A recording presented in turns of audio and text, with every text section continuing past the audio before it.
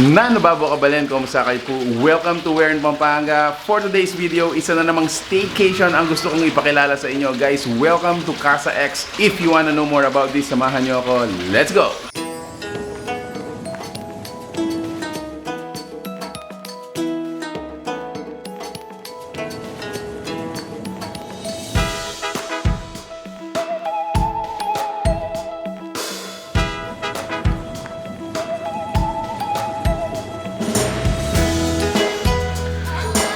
Good morning guys! Last night was one of the best nights we had dahil ang sarap po ng tulog namin dito sa may Casa X Cribs by Biben. What I like about the place is kahit na it is actually a compact place, a compact staycation, it can accommodate up until 12 people, no?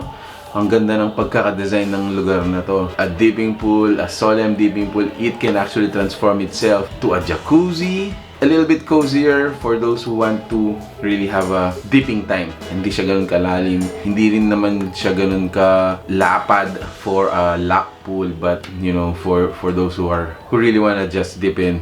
I think that's one of the best that you can have here dito sa may Casa X. So ayun guys, coming inside dito po sa ating staycation, unang bubungan po sa inyo itong cute na dipping pool. So I think that's what they call it. For the size, of course, it's smaller than the usual, you know, communal pool. Pero dito, ito yung saktong babadlad. Front area, located din yung ating small table and chairs. You can actually stay here and relax on these chairs. Dito rin guys, meron tayong dartboard.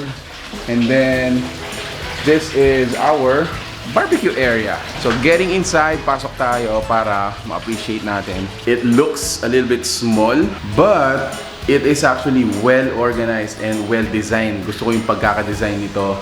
It's a mix of modern and parang industrial, unfinished, finished, parang mga ganun. So inside is the living area. During the night, kung sobrang dami nyo talaga, pwede rin kayong humiga dito. We also have an entertainment system dito. You can have your Netflix, internet, video, okay, which is, ayun. Dito sa pinaka-center natin, meron tayong midget size na billiards table. So let's go to the kitchen.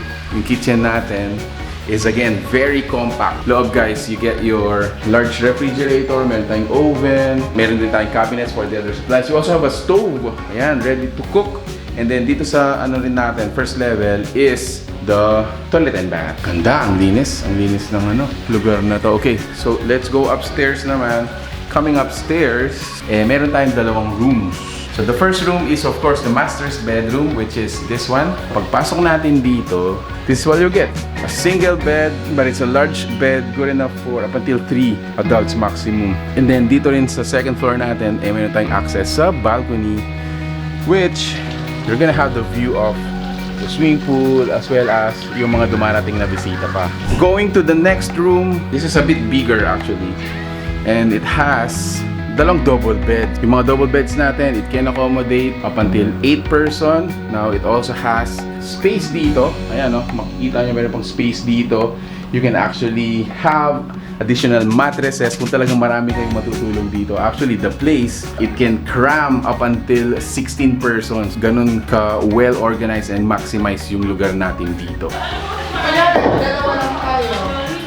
Alright, so ayun nga guys. The team is almost complete. My family is also complete. And I wanna thank yung co-sponsor ng video na to, ang ating CN Cuisine. Thank you so much, CN Cuisine. So we would like to thank everyone who supported or sponsored this video. Cribs by Biben, #1. Meet Me. Also, salamat sa Hanom Waters. Thank you din sa Cribabbles Laundry Hub at saka sa CBB Car Wash and Detail. So, thank you guys for always sponsoring our staycation. Ang daming beses na nating naging partner, but then again, you would still want us to experience the best. Speaking of the best, actually guys, dito, so you can have a 24-hour helper. Just message po yung agent na nakapag-book sa inyo dito. You're gonna have a 24-hour assistance dun sa helper natin dito. And parking, is not a problem. I think this can accommodate more than 5 vehicles, no? Napaka-accessible lamang niya sa Clark Air Base, located dito sa Angeles City. There you have it, guys. If you like this video, please give it a thumbs up, share it with your friends. We hope to see you in the next one. I'm gonna have another meeting today. Thank you at nag-staycation kami dito dahil na-relax talaga ako. Thanks so much for watching. Peace out.